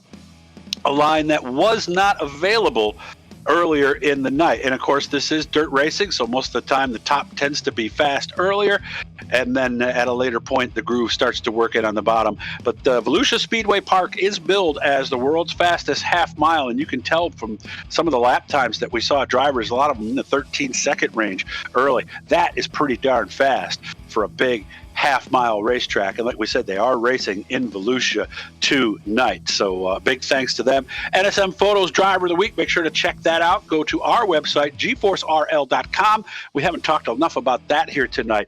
All the schedules are there, the requirements for the divisions, things of that nature. If you want to find out if some of your friends are racing in particular leagues, we update the standings consistently. So make sure to go to GForceRL. There is road course racing on Sunday night. There are a lot of leagues with fixed setups for those of you who might be new, like me, for example, who no way I'm going to try to come out here and run with these guys. So make sure to check it out, GForceRL.com. And of course, you can go to GForce TV Esports on YouTube, subscribe, and that way you can catch all the action that happens on all the platforms amongst the GeForce Racing League. Malcolm Mills will be bringing us our replays tonight, and we will be showing those after cautions. They are a full-service mill writing contractor based up in Oakland, Ontario, Canada. They service primarily industrial clients, welding, custom fabricating, all that good stuff. They do it all. And of course, someone tonight will be our 2W's Plumbing Hard Charger. We'll keep you updated on that throughout the race and of course at the end as well. And everybody is going to be trying to make it to Epsilon Sprint Wrap's Victory Lane. They create tailor-made graphics and logos to fit your personal taste. Realistic designs, yeah, they want those. They want you to look like you drove right off your favorite dirt track right here onto the iRacing platform. So make sure to check them out and get yourself a custom setup just the way you want it with the good folks at Epsilon Sprint Wraps. We're just about ready to get things going. The cars will be making their way out onto the racetrack here in just a moment. Joe White is taking care of some things behind the scenes. He will be with us momentarily. And a big thanks to our Speakin' Speedway Race Source as they bring us this. Remember, they do all kinds. Basically, you want to go sprint car racing, they got everything you need, from chassis, parts, accessories, consumables, located right up Oshweekid Speedway. Joe White is back with us now. He's been dealing with some things. We've had a couple things going on behind the scenes. Joe, from what we saw in the heat races, this should be quite the feature here tonight. It is, and like you just said, I mean, it's going to be an all-out brawl, I think, here, as it always is with these sprint cars. These guys out here, They put it on the line here, week in and week out, and pretty good field though. 20 cars out here, heavy hitter names in the back there, going to try to bring it to the front, but we've not seen anybody be able to come through the front. Now, with the sprint cars, maybe, right? Yeah, they probably could. With those street stocks, it was a different subject on those.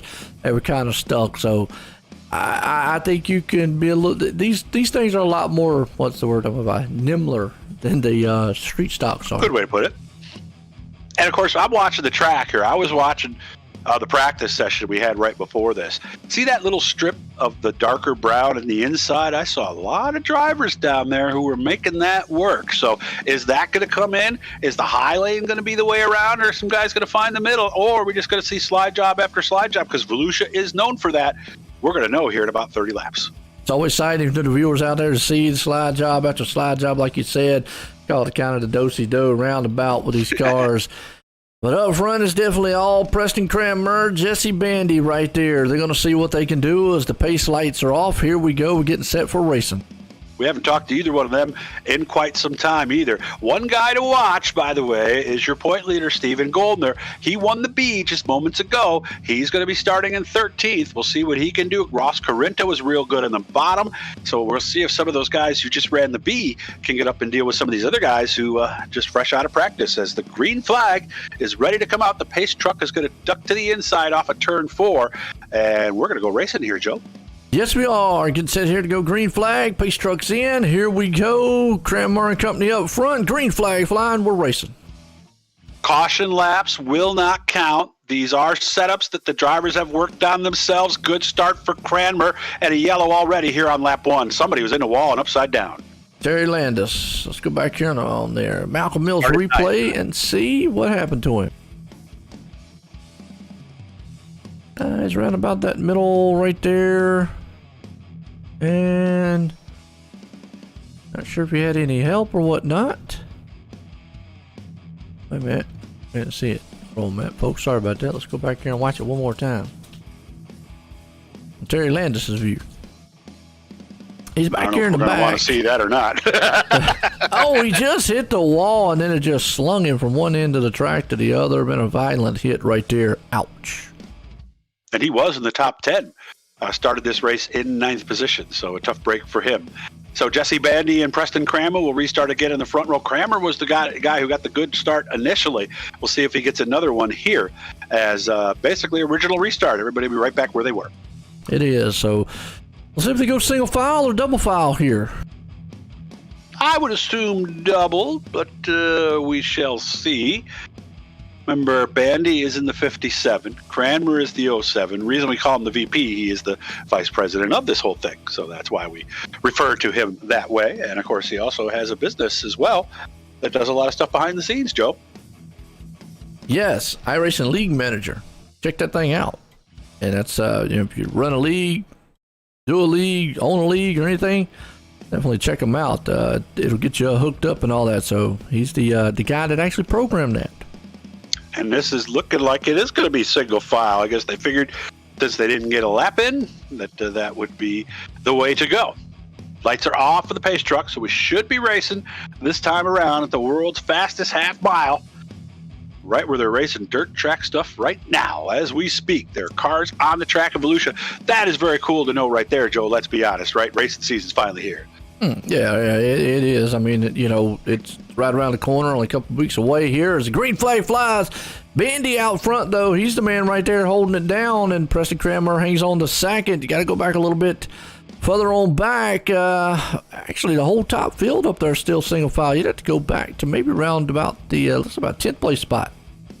Yeah, they're all single file in the top 10 right now. Won't be that way for long, though, as things will shake out. Cranmer kind of make a run at Jesse Bandy. Race I'm watching is for third. Kyle Moonen's in that spot, but Jack Clevenger is trying the inside of him now as they work down the long backstretch down here in Florida.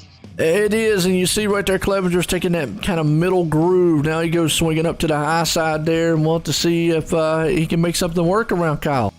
I'm also watching Blake Chapman in the 20. He's down on the inside of Jeff Fitzpatrick. Got to run through the corner, but couldn't get it coming out. So right now, it really does look like a top-dominant racetrack, doesn't it, Joe? Right now it does, and I mean it's proving it, but it's closing in. Preston Kramer is right there on the back end of Jesse up front. We'll see if he's going to be able to put a slider on him here. He's going to try it into the turn. He looks for the moment, not going to be able to complete it yet. And that's something we've seen further back through the pack in these first 7 laps. Guys can get down in there. They can maybe pull up even with them, but then when they got that chance where they need to be in front to slide up, they just can't seem to get there. No, he can get right there on his back end, but just cannot make the completed pass. You got to go back here with old Blake Chapman and company. They got a good battle going around 6th, 7th place. That's with Blake Chapman, Jason, and Jeff Fitzpatrick. Yeah, Blake Chapman currently being shown in 6th place right now. That's the car with the Skittles logo on top. The car he's trying to get here is down on the inside. That's the 5 of Donovan Ross, and right up ahead of them is Jeff Fitzpatrick. And again, this is another deal. Chapman's been able to pull in. This is the closest he's been, almost 3 wide here. They go for position number 5. Yeah, it is. You see it. Chapman's able to take the high side, but down low, you still got that man in the 5 machine, Donovan Ross, there along with him, as Jeff's able to pull away from him just a little bit. Now they go single file. If you go a little further on back, you go some side by side. That's around 10th place spot. Larry Moody and company there. Larry Moody's in the 73. He's down on the inside. The white car, bounced off the wall a little bit that time. I think it's going to cost him a spot. Yeah, it's going to cost him a little bit of time out there. We always talk about momentum. That brings old John Hine into the picture, Robert Scatterfield. But back to what we were talking about before, Jeff Fitzpatrick right there with old Blake Chapman. Them two guys are not done with each other as they swap positions. No, they're not. Right now, Chapman being shown in 5th. And if you're wondering why we're not showing out front, it's because Bandy has come out to a 6/10 lead over Cranmer, and Moonen is a half a second back of him, and then Clevenger, who's 4th, is a half a second back of them. So this is the best race we've got on the track right now. And if anything, well, Chapman's going to pull away a little bit from Fitzpatrick. He's coming up.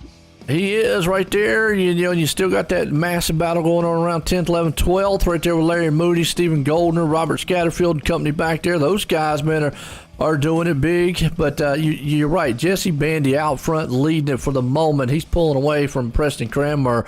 Look at Larry Moody right there on the low line. See if he can't make that thing stick right up underneath Goldner. And Goldner was the guy who just won the B. He started 13th. He's in 11th. So unlike some of the other races, caution's out. Long green flag rung. It doesn't seem like Goldner is able to make up any ground here so far. Connor Ross is around. Let's go back on Connor here and see what happened. He is racing by himself. Got a feeling just caught the wall, and then that thing just got stuck like a fish in a net. That's the first time you've used that analogy. Well, before. It did. That thing looked like it just caught him. Snagged him a little bit.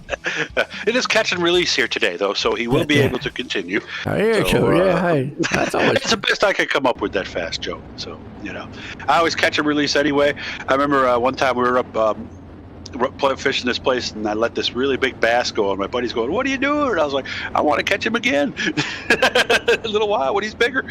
So, not very good at skinning those things. So we're going to get back to racing here. 15 in. That was a nice long green flag run. So we are exactly at halfway here. Jesse Bandy has been the dominant car. Preston Cranmer, about the closest he was able to get was about 4/10 there towards the end. Kyle Moonen and Jack Clevenger, they've been 3rd and 4th the whole race. The only guy really making up the moves right now is Blake Chapman. And if we look for our 2Ws Plumbing Hard Charger right now, it would be Ross Carinta, 15th to 9th.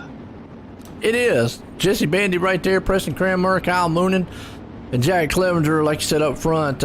Blake's trying to move up there. He's up in 5th, but we got some just solid contenders here tonight. And you start getting up there close to the front, it gets a little harder to make those passes. They just changed the restarts to single file, which I'm actually a little surprised about because that was a 15-lap green flag run there. So I guess I'm a little bit surprised about that. But the bottom's got to come in at some point here, doesn't it, Joe? I would say so, but then again, I've been wrong a lot, so we'll have to see. There's a reason we're announcing and not out there racing. Okay, that's right. Yeah, that tells you what we know. Okay, green flag back out here as we're going to work lap number 16. 16, Jesse Bandy out front, Preston Cranmer there with it, Kyle Moon, Jack Clevenger, and Jeff Fitzpatrick in tow. Blake Chapman there in 5th. Oh, you got him in the back, though, spinning. And Flag. up the wall and flipping. That is that was a bad one. Jack Clevenger. Go back and And watch he it was again. fourth. Yeah, let's go back and watch it. Oh, he caught the wall, and then Blake Chapman caught him. And Steven Goldner nowhere to go, and it looks like Aiden Young might have got him, or Larry Moody might have got him a little bit. But, yeah, just a lot of those huge impact in the back. Never good when you're backing into the wall like he did. There it is again. You see the smack. Oh, I didn't know that there was some contact there from Chapman. Yeah, he kind of got it there, almost had it cleared, but then when he was going around, Chapman had nowhere to go. Yeah, could have very easily been in that wreck, but bounced off it and managed to keep his position in fifth right now. So only one lap in that time after 15 in a row. We just had the yellow there, and they just changed the restarts back to double file. So this should be a double file restart here. See, I'm watching through the sim. Joe's watching differently at his end, so we see different things. You kind of get a different perspective on what they're going to see. Are they going to see, like you said, double file, single file? Keep them on their toes a little bit on the track. Yeah, and usually at most dirt tracks that I know of, they're double file until halfway.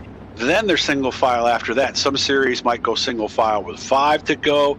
And a lot of times what they'll do too, like let's say you're on lap 3 and you end up getting 3 cautions in a row without getting a lap, and then they switch to single file. But this is at the pleasure of the guy who is hosting it. So that's who decides this. So we're staying yellow here. Volusia Speedway Park, the fastest half mile in the world. Man, they really do get around this place. I like it. Absolutely. You got Jesse Bandy there, Preston Cranmer, Kyle Moonen, Blake Chapman up front, and actually it looks like they're going to stay single file. Yeah, they are. They turned it off there a little bit, but anyway, green flag flies. Back out front. Bandy, Bandy's back out front. The 57 of Jesse Bandy. It's been a while since he's won here in the Elite Division, and what a restart he has. Already a half a second lead. Here's the race for second. Chapman's going to the inside of Kyle Moonen. Yeah, Blake Chapman's the one who's kind of crawled through the field right there, and he was able to make it around Kyle for a moment. Then Kyle fires back to the outside. Caution, Ross Corrente around. Let's go back on our Malcolm Mills replay here and see what exactly happened to Ross. Got a feeling, well, no, he got in contact with another little machine. I don't know if that's Larry Moody he got in contact with a little bit, and they ended up spinning it around. So after going 15 laps, we've now had 2 cautions in the last 3 laps here at Volusia. But Jesse Bandy still leads. Preston Cranmer is second. Our 2Ws Plumbing hard charger right now would be Keith Jackson, 19th to 10th. So he has picked up 9 spots to work his way into the top 10. Nice. So he's definitely playing a tune out there tonight. And if you're looking at the other end of things, that would be Terry Landis, 9th to 19th. So a tough night for Terry Landis, who was involved in a crash early in this one. Again, make sure to check out GForceRL.com. Everything you need to know is right there. So if you're looking to get started, you're looking for a league to run with where you can actually move up, do a lot of different things, make sure to check us out. The schedules are there. There's a lot of races that run fixed setups. There's road course racing on Sunday nights. There's some stuff even during the afternoon for those of you who get up early and might be ready to go. But I'm Doug Elkins. Joe White is down in no snow in North Carolina, right, Joe? You guys didn't get anything, right? Not where you are anyway, right? Absolutely. New York City picked up 17 inches. I always wondered where the heck do they put it, because you can't just plow it on the sidewalks. I don't know what they do down there to get rid of it. I guess they load it in trucks and dump it in the river or something like that. But we just got the white flag. So it's beautiful here tonight in Volusia. And that's all that matters, right, Joe? Absolutely. Here we go. They're going to go double file this time around, see what we've got. It's going to be Preston and Bandy up front. Let's see if Bandy's able to get out in front of him. His lights back off on the pace truck. Here we go. Bandy has been the dominant car. Cranmer has been able to be close to him a couple of times. The guy who's been moving up in the top 5 is Blake Chapman. That's the 20 that's on the inside. So we'll see what happens here. Pace truck is going to go into the infield. We are green. Green flag, and Jesse is able to get out front in front of old Preston there. It's going to leave Blake behind him, but look at the 3-wide battle there with Jeff, Donovan, and Jason. And I was talking about the bottom. We saw some folks getting down there, including Blake Chapman. And look at the 5 of Donovan Ross getting really low this time. 3 wide for second for a moment. Got to try something here. Not everything's working up high, but you see Chapman's hanging down on the low line. We've seen it come in the past, but let's see if they were able to run down Jesse Bandy up front. They're able to move by old Preston Kramer. They got up there. Here comes Blake Chapman to the charge. So Chapman up to second now as he is trying to run down Jesse Bandy, but Bandy a quarter of a second. Losses around. We was watching it right there. He got hooked up with Preston Kramer, and those two just went right around in the back, and a yellow flag's out.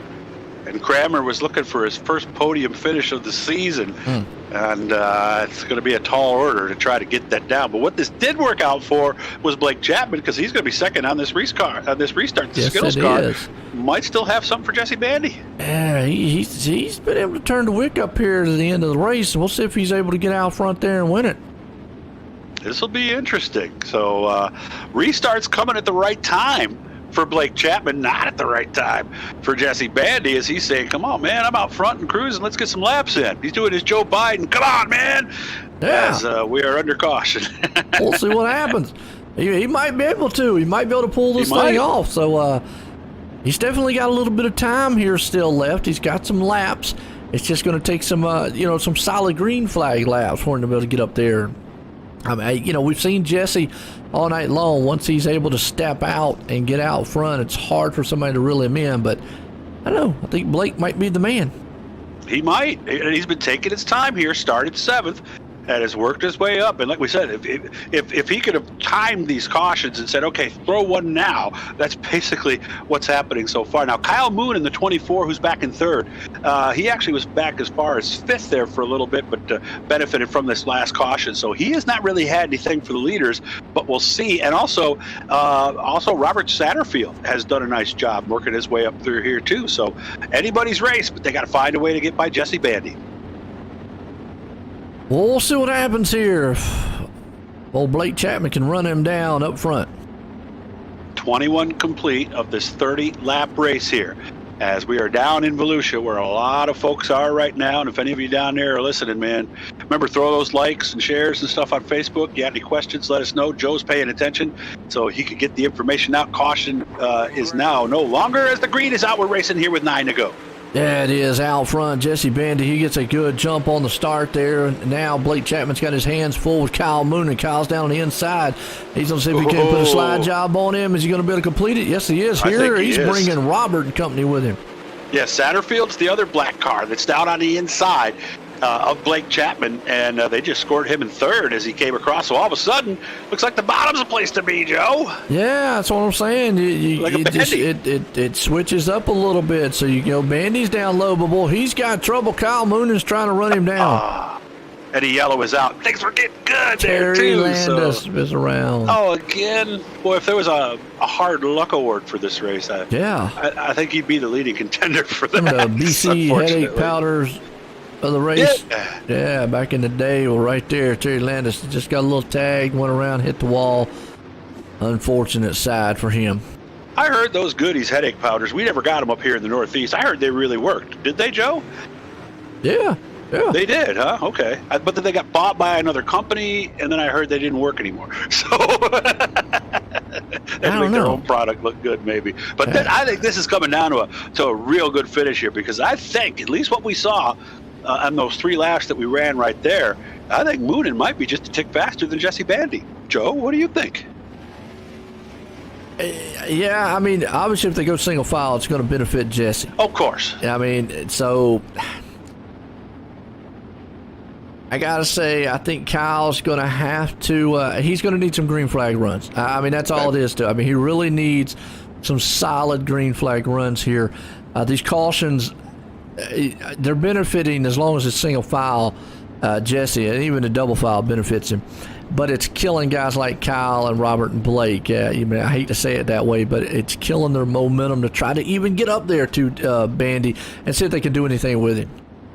And another guy who we haven't mentioned who's kind of snuck his way into the top 5 here is Jason Randolph. He started back at 11th. And how about Lane Snook? He would be our 2Ws Plumbing hard charger right now. He's gone 16th to 6th. No, actually, I'm wrong on that. Keith Jackson's 19th to 7th. So we were wondering if guys were going to pick up laps here in positions.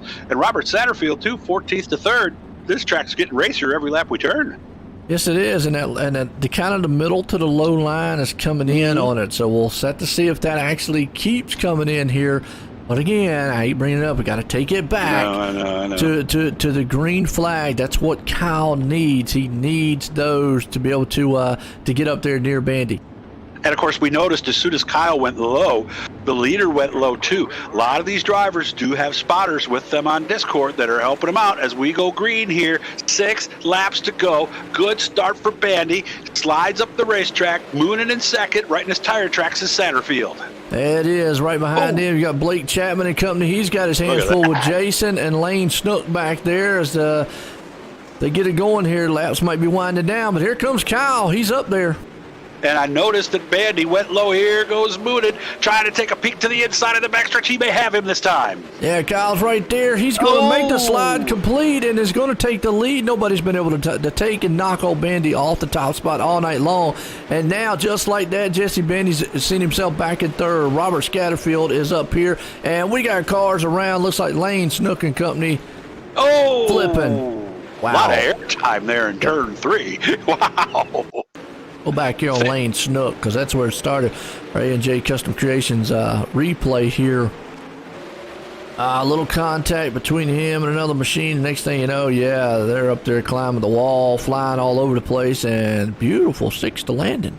Is that kind of wall climbing okay? They don't get a penalty for that. That's right. I don't think they get a penalty for that one. That's Go back to I gotta give him a solid 10 though on that stick and landing there. Landing. He really did. You know, and that's where you lose your points is if you don't stick the landing. You know, that's where all the deductions are. Well, so all night long, nobody's been able to get up there and contest with Jesse Bandy, and now Kyle Moonin just out of nowhere has been up there. So I'm gonna say it. Hopefully, nobody kills Kyle when he's out in the lead. Well, and I think that if anything, that caution flying when it did might have benefited Jesse Bandy. I'm going to use a line from one of my favorite movies, Smokey and the Bandit, because the rest of the field was about to pour all over him like maple syrup, weren't they? There you go. That's one of my favorite lines from that movie. The Jerry Reed, right? May you rest in peace, was great in that role. So I think they're getting the white this time. We're going to go 3 more laps here when we get back to this, and we'll crown ourselves a winner here tonight. We're going to try to keep up with it on this one because it was a crazy finish in the Street Stock Series there, and kind of just how that caution or how those cars fell and then how they crossed the line at the same time. It's different on the dirt side of things as opposed to being on the asphalt. Because asphalt, they'll just keep doing it, right? Well, they will. It depends on how many attempts that the league has set up. If they have unlimited, obviously it'll keep going until it finishes. But they can set it up to do only 1 attempt, 2 attempts, or how many they want. And then once those attempts are out, if there's a caution, no matter what, then it's over with at that point. Green flag flies in the dirt, those side of things. We got to take it all the way around unless they get to the white flag. And then it won't matter. But look here, we got Robert Scatterfield on the outside, and it's a good side-by-side battle for second. Boy, Jesse Bandy has just dropped off the pace. Here comes the white flag. It should be here the next time around. Remember, they'll have to make like 1 rotation around and then make 1 more. And Blake Chapman uses that line to get up to third. So, wow, what a tough end of the race here for Jesse Bandy. Take us home, Joe. Out of turn 4, here we go. White flag won't matter. He's kidding himself on the track here, but up front, Robert Scatterfield, he's going to try it. He's close to Kyle Moonin here in the turn 3 and 4 for the final time. Kyle's got it down low, and it looks like he's going to hold on to it and win it here tonight. Nice job for Kyle Moonin. He gets the win. Robert Satterfield second. Blake Chapman in third. Where did our point leader finish? Stephen Goldner ended up in 18th. So Kyle Moonin, who came into tonight 55 down, is going to chomp into that margin considerably with his win here this evening at Volusia Speedway Park. Quite a race, Joe. Man, that track really changed that last 5 laps. It did, and Jesse Bandy all night long dominating, just fell right off the pace there at the end, and just goes to show you sometimes it's how the track and the setups play out. And sometimes how the cautions fall as well. So, because that's what really hurt, I think, Bandy there at the end, too. Well, we talked about that last caution, how it helped him, but boy. You mentioned that, too, and, we really have never said much, but the track changes. also when a caution comes out, it can change a little bit and can throw your setup off just a little bit. So something to keep in mind there is those cautions like that fly, as opposed to just keeping out there round and round and round, with the track and so forth. But looks like we got third place man Blake Chapman. Let's bring him up here. Let's get a word with him.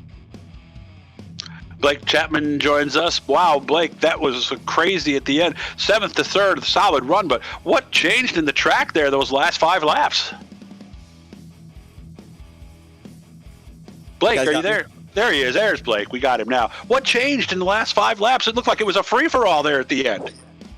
Yeah, well, I was running second with about 10 laps left, and I tried the top and 1 and 2, and I couldn't get back down on the bottom.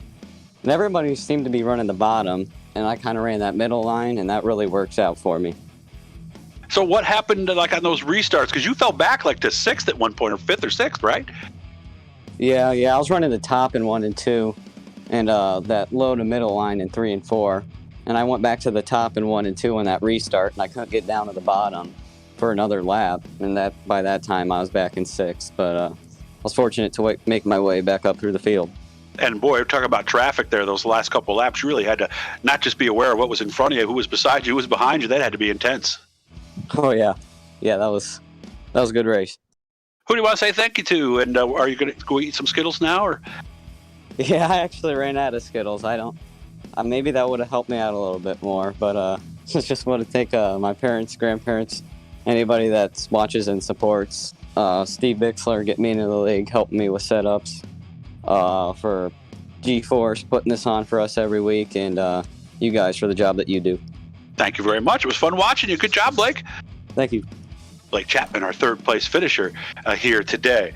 Robert Satterfield ends up in 2nd place. He is not just our 2nd place finisher, he is also our 2Ws Plumbing hard charger. Of course, remember they're out in Naples, New York, and you might need it this time of year. 14th to 2nd, solid run. Yes, sir, man. Appreciate it. Hey, it's a fun race tonight. Could you have done anything different on that last restart to maybe get Kyle, or no? I got a little run at him. I got a good run at him, and he moved up a little bit and kind of made me back out of the throttle a little bit. But had I got that run on him then, I was going to try to make a move. But he kind of checked me up a little bit, which I don't blame him for that, not at all. Then coming down into the turn 1 on the last lap, man, I got a pretty good run at him. I was trying to make it stick. I just couldn't make it get up off that corner. Once I left that corner, I know I wasn't going to be able to get by him in 3 and 4. Of course, 14th to 2nd. How were you making your moves early? And did you learn something in that B that helped you in the A? Oh, man, I made some different changes to the car. Finally found something that made the car work for me.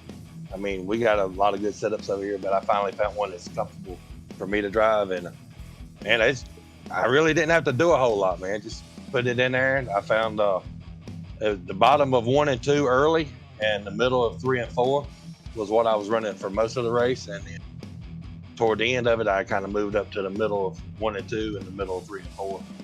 Without telling me too much, Robert, this other setup that you put in, where did it make the car better and how so? I was able to keep the car a whole lot straighter through the middle of the corner. Gotcha. Yeah, and as much as people think a dirt track race and throwing the things around, if you can be straighter, you're going to get a better run out, and that's what wins races. Yeah, once I set the car coming into the corner, I didn't have to overcorrect the car to keep it straight. Really? So once I turned in, I was pretty much straight, holding the wheel straight all the way to the corner, 2, 3, and 4. I know it's a tough question to answer, but if you started 7th or 8th, could you have won this thing? Possibility. I mean, he's fast. Had I had a few more laps at him, better shot at him maybe. But I mean, I definitely felt that I had just as fast a car as he had. I didn't get around him, so congratulations to him. But he's fast here every week. No matter what racer you ask, they always gonna say they need a couple more laps. That's true. That's true. Man, I feel I had just. Well, he might not say that, right? That's right. Who do you want to say thanks to, man? Man, I want to appreciate all the guys over at Phantom Motorsports for all the support they give me. Ross, Chris, Matt, Kenny, Chance, all them guys. We want to appreciate our primary sponsor, Power Outdoors, for sponsoring the team and keeping us going, and just all the great apparel that they have and that they share and all that stuff. And man, shoot, I appreciate y'all guys for broadcasting it and GForce for putting the league on. We enjoyed watching you, man. Good job. Appreciate it, man. Yeah, Robert Satterfield, good run here tonight. Not only just 14th to second, but also the 2Ws, Plum and Hard Charge. Before we get to our leader, our winner here, Joe, I mean, we enjoy this or we wouldn't be doing it, right? Let's be honest, right? I love doing it. I mean, even though with some of the little hiccups, technical problems here and there, still always a headache there, but I've been doing it for quite a while, and I enjoy it. And watching these guys on the track perform and the action is always fun. It is. So you thank us, we thank you guys for putting on quite the show. Kyle Moonen is waiting, and he's up here with us right now. One of the calmer guys in the iRacing world. His second place should close things dramatically. He came into tonight, like we said, 55 back. Well, Kyle, I would imagine this is exactly what we needed to do here this evening to try to get a championship. Yep, it sure was. It was nice. Couldn't race last week, and that kind of killed it, but hopefully I have a bunch of good nights so it gets used as a drop night. There you go. And that's the one nice thing about this. So what happened, first of all, with Jesse?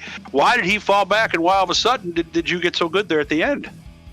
Honestly, it was just when I moved down. We were running the top there the first 15 laps, and I really didn't feel like I had anything for him or Preston. They both were fast, and then that one caution, right? It wasn't the first one, it was probably the second or third one. I knew I needed to move down, and found some grip down there, and it was working good. And Jesse was fast. Once we got to the bottom and lap started winding down, I think he was getting a little nervous and wasn't sure, he was moving around a little bit, and I found some grip out of two there that I liked, and could get quite a bit of pull off the corner. Of course, you had a lot of fast cars behind you who started a lot further back from you. I would imagine you were a little concerned there those last few laps. Oh yeah. When you see Robert Satterfield run up through the field and get up there, I was definitely nervous, and he was one of them too. When I saw him get to the inside of me, I had to get to the bottom as quick as I could. Where did you want your apex? And of course, the apex is where you're at the lowest point. Where were you trying to apex the corner? Early, middle, late? I was to be honest, it kind of changed around, It did. There, with maybe 5 to go, it was kind of later in there. Right at the end, I was trying to run about as low as I possibly could on the wall. How tough was it to hold that line? Yeah, it's definitely difficult. Definitely take some practice, that's for sure, and just can't screw up. Like I told them, we were joking around that when I got next to Jesse, I told him I could feel my elbows scrape on the wall. Feels that way sometimes. Are you always this? Joe, you notice this whenever we talk to Kyle. We have a guy around here in a modified named Steve Payne. He can go 3 wide out of the corner and jump right out of the car. Well, the car was pretty good tonight. Are you always this calm and cool, Kyle? I don't know. I think it just sounds like that because if you saw, I was definitely more nervous than I sound. Yeah. Yep. Oh yeah. But you're right. But right, Joe. I mean, he does sound a lot calmer than anybody we talk to, right? He won the race. I mean, there you go. He came out. I guess maybe we need to catch him one time when he flips upside down 9 times down the front stretch. We'll see if that gets him going. Okay, so next time that happens, Joe, Kyle, join us in Victory Lane, and we'll see if the tone is different. How's that? All right, you better catch me like as I'm flipping. Yeah. What in the world? Yeah. So when you're going around in her yellow, jump in here with us real quick, and we'll see if you're as calm then. How's that? Sounds good. Hey. Sounds good. Who do you want to say thanks to, Kyle? How's everyone at Vandybilt? Those guys put a ton of work in. Spent some laps with Brandon today. That helped quite a bit. He's a good coach, and Jesse puts a ton of time into the sets and keeps us fast, and Fitzy too. And Goldner, he was a good spotter tonight. He ended up, he had some trouble, but yep, just everyone there, and Fitzy and Brennan when he's around. He's in school, but yep, just everyone over there. So. Yeah, because I noticed he was 11 laps down, so at some point you started hearing Steven in your ear, huh? Yeah, yep. Oh yeah, and he was talking to Jesse too, and kept telling him to try jumping the start on me and trying to smoke with me. Yep. He might have been playing with both you guys. You know that? Oh yeah, yeah, he was. We have a good Joe, time. We have a good time. before we get the thanks in, Joe, anything you want to add before we let him say Outstanding thanks? job and outstanding run up front. And I always say, don't kill Kyle on the track. There you go. Who do you want to say thanks to, Kyle? Just everyone at Vandybuilt and you Oh, guys that's right. I for already the asked you that. broadcast, I'm and- sorry. No, it's all good, and you guys for the broadcast, and Roger and everyone for the league. We had a lot of fun, man. Good job, Kyle. All right, appreciate it. Thanks. So next week the standings will be a little closer, Joe. They in will. The elite division. Mhm. I tell you what, well, it was an outstanding race, an outstanding Really was. one. Started off with a little bumpy start to tonight, folks. We ended up very well and some awesome, Really outstanding racing here throughout the both series at SSR, Street Stocks, and then for the Elite Series, our Sweekin Speedway Race Source Elite Series, and the 360 Wing Sprints. Well, for myself, Doug, and everyone here at GeForce, everyone, have a good night.